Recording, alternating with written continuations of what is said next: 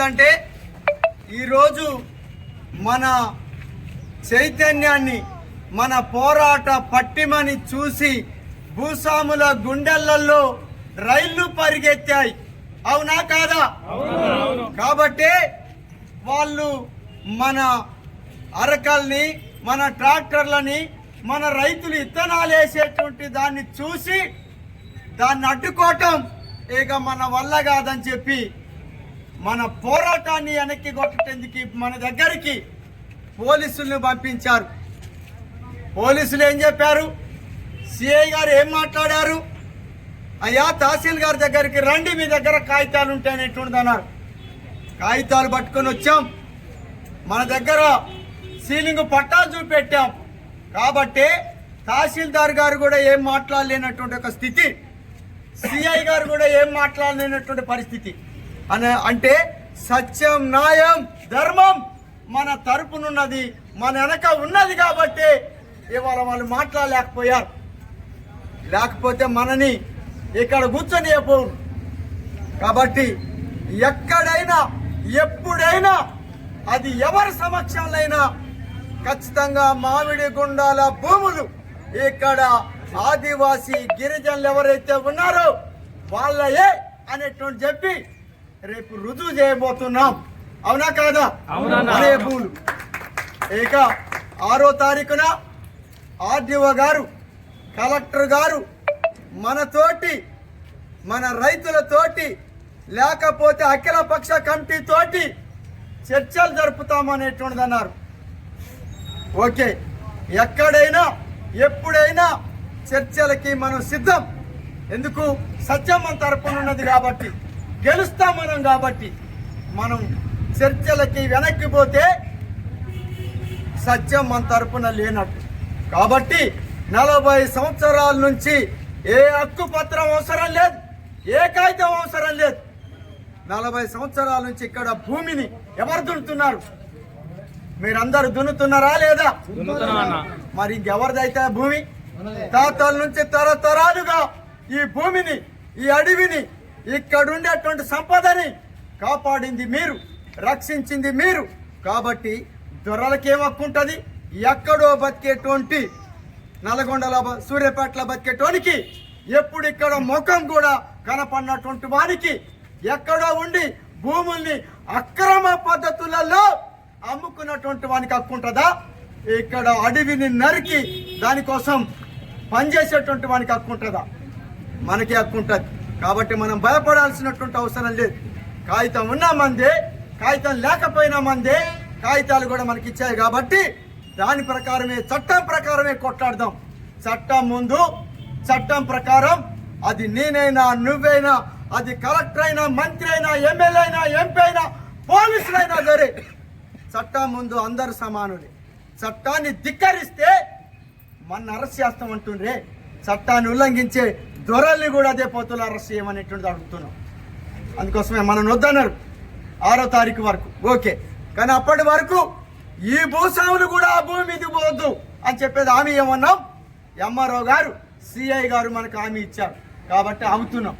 6 తర్వాత కలెక్టర్ గారితో, ఆర్డీఓ గారితో చర్చలు జరిగిన తర్వాత మళ్ళీ కొత్త పరిణామాలు ఏంటో మాట్లాడుకుందాం. అప్పటి వరకు మనం ఆగుదాం. మధ్యలో 3 రోజులు మాత్రమే ఉన్నాయి. 6వ తారీఖు తర్వాత మీతో మాట్లాడి ఇక్కడ కమిటీ కన్వీనర్ అయినటువంటి కామ్రేడ్ రమణ లక్ష్మణ ఆధ్వర్యంలో మరొకసారి అఖిల పక్షం రైతులందరం కలిసి చర్చలు జరిపి సమిష్టిగా ముందుకెళ్దాం. ఇక్కడ భూమి మందే, భూమిలో ఉన్న సంపద మందే, ఇప్పుడు అడవిగా ఉన్న అడవి మందే.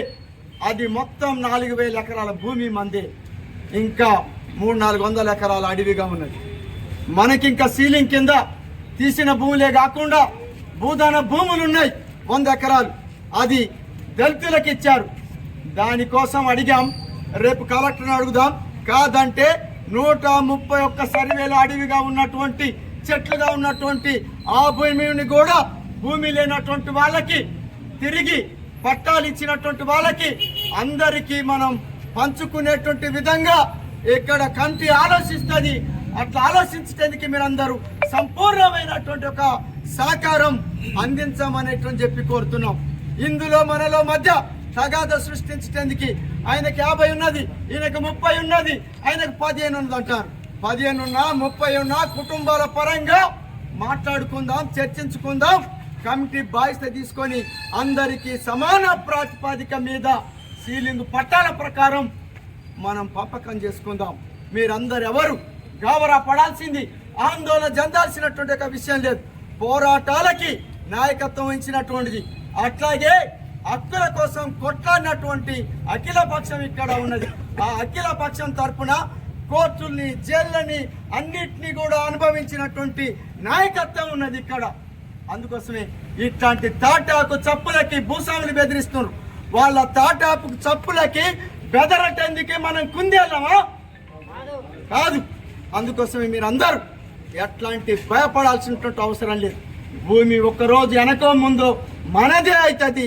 మన భూమి కోసం నిలబడేటువంటి శక్తివంతమైన నాయకత్వం ఉన్నది. ఇదే కాదు, కేసులు పెడదామంటే భయపడం. కోర్టులు ఉన్నాయి, చట్టాలు ఉన్నాయి, జడ్జీలు ఉన్నారు. వాళ్ళందరూ వాళ్ళ తరపున ఉండొచ్చు, కానీ మన తరపున వాదించటానికి లాయర్లు ఉన్నారు. మన తరపున వాదించటానికి, కొట్లాడటానికి పోరాట శక్తి కలిగినటువంటి మీరందరూ ఉన్నారా లేదా అని అడుగుతున్నాం. కాబట్టి మీ అందరి బలమే మా బలం, మీ బలమే మన భూమి, మీ పోరాటం పట్టమే మా శక్తి. అందుకోసమే కొట్లాడదాం, పోరాడదాం. అట్లా ఆదివాసీ సంఘాలు, రాజకీయ పార్టీలు, బంజారా సంఘాలు, కుల సంఘాలు, ఆదివాసీ ట్రైబల్ ఫోరం కూడా తోటి మీ పోరాటానికి మద్దతు తెలియజేస్తూ భాగస్వామ్యవంతమని వచ్చింది. ఈ అవకాశం ఇచ్చిన మీ అందరికీ ధన్యవాదాలు తెలియజేస్తూ నేను ముగిస్తున్నాను. చేసి దాంట్లో ఉన్నటువంటి రికార్డు ప్రకారం ఏ విధంగా వాళ్ళకి వచ్చిందని కూడా దాన్ని కూడా బయటికి తీసి వాళ్ళని కూడా మనం అందరం కలుసుకొని అందరికి వచ్చే విధంగా కృషి చేయవలసిన అవసరం ఉన్నదని మీరు మరొకసారి మీకు అందరికి తెలియజేస్తున్నా. కాబట్టి మీరు సమన్వయం పాటించండి. సోమవారం వరకు సాయంత్రం వరకు మనం అందరం కూడా సమన్వయం పాటించి ఒకవేళ భూస్వామి అక్కడికి వచ్చినట్టయితే ఖచ్చితంగా దాన్ని అడ్డుకోవాల్సినటువంటి అవసరం ఉన్నది, దాన్ని నిలుపుదల చేయవలసిన అవసరం ఉన్నది. ఎవరు చెప్పినా కూడా మనం ఇవ్వవలసిన అవసరం లేదు. కాబట్టి దీన్ని దృష్టిలో పెట్టుకొని మీరు అందరూ కూడా, రైతులందరూ కూడా కలిసికట్టుగా ఉండాలని కోరుకుంటున్నా. కాబట్టి మీరు కలిసికట్టుగా ఉద్యమాల్లో పాల్గొని అది మనకి పట్టాలు వచ్చేంత వరకు కూడా మరి కృషి చేయవలసిన అవసరం ఉందని కోరుకునే అవకాశం అందరూ ధన్యవాదాలు చేసుకుంటున్నాను. ఇప్పుడు మరి నవి గారు మాట్లాడాలని కోరుతున్నా. అక్కలు, అన్నలు అందరికీ నమస్కారం. మీరు ఇక్కడికి వచ్చిన తర్వాత ఇంకా మనకు ఆలస్యం అవుతుందనేటువంటిది ఆవేదన చెందారు. మాకు అర్థమైంది మీరు ఆవేదన చెందిందంటూ. మనకు కూడా ప్రభుత్వంతో కానీ అధికారులతో కానీ మనకు కొద్దిగా మనకు సమన్వయం ఉంటేనే మన సమస్య కూడా పరిష్కారం అవుతుంది. తహసీల్దార్ గారు సోమవారం వరకు వ్యవధి అడిగాడు కాబట్టి సోమవారం వరకు వ్యవధి ఇచ్చాం. ఆర్డీఓ గారిని కలుస్తాం. ఆర్డీఓ గారు సర్వే చేసి వెంటనే తక్షణం మన కమిటీ కలెక్టర్ గారిని కూడా కల్పిస్తామన్నారు. కలెక్టర్ గారు అయితే ఏమైతే చెప్తాడో దాన్ని బట్టి మళ్ళీ మనం ఏం చేయాలనేటువంటిది నిర్ణయం చేసుకుందాం. మనం ఎట్లాగైతే భూమి మీదకి వాటి నుండి పోకుండా ఉంటామో భూస్వాములు కూడా వాటి నుండి భూమి మీదకి పోకుండా ఉండాలా. అది తహసీల్దార్ గారికి చెప్పాం. తహసీల్దార్ గారు వాళ్ళతో ఎట్లా మాట్లాడతారో ఏం చేస్తారో ఒప్పించుకుంటారు. కాబట్టి రేపు సోమవారం వరకు మనం ఆగుదాం.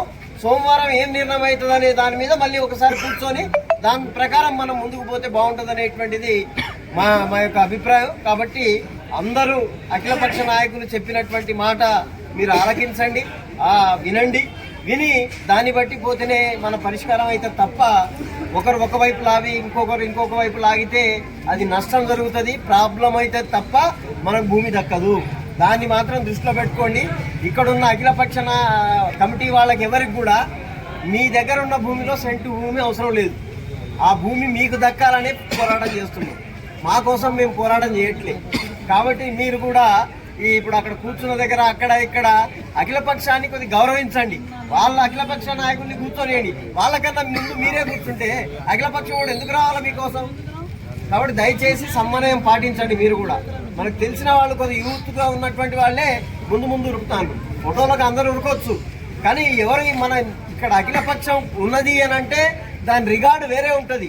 ఇప్పుడు తహసీల్దార్ వచ్చిండన్నా, ఎంఆర్ఓ మన సిఐ వచ్చిండన్నా అఖిలపక్షం కాబట్టి వచ్చిండ్రు అంతే తప్ప నువ్వు రైతుగా వచ్చి ఉంటే కానిస్టేబుల్ వస్తాడు, ఇట్లా లాఠీతో ఇట్లా అంటాడు, పంపిస్తాడు. కాబట్టి మనకు ఒక వేడి పుట్టింది. మనకు రాజకీయ పార్టీలన్నీ సహకారంగా ఉన్నాయి. వాళ్ళ రాజకీయ పార్టీల సహకారం మనం ముందుకు తీసుకొని రాని రాజకీయ పార్టీల వాళ్ళని కూడా బతిలాడి తీసుకొని మనం ఉద్యోగంలోకి తీసుకుపోవాలి.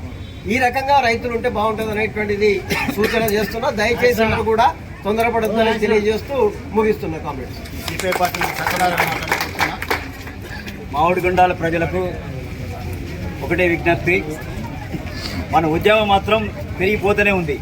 అయితే ఈ పెరిగేదాన్ని పెరిగినట్టుగా ఉండాలి, కానీ దాంట్లో మధ్యలో కట్టేటట్టు మాత్రం చూడకండి. మన సమస్య కంపల్సరీ పరిష్కారం అయితే ఈ పరిష్కారం ఉన్నప్పుడు మనం కొంచెం సంయమనంతో ఓపికతోటి ఉండాలి. ఇప్పుడు మన నాయకులందరూ చెప్తాను, వాళ్ళ మాటలన్నీ కూడా వినాలి.